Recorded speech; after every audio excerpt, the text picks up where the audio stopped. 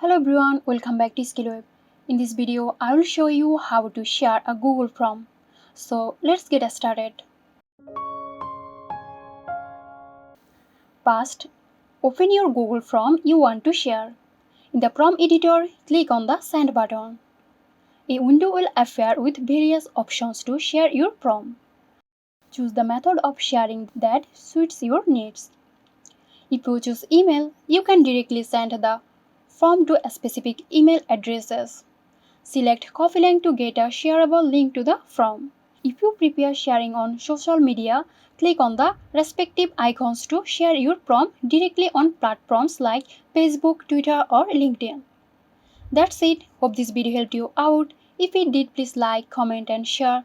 And don't forget to hit the bell icon for more interesting videos.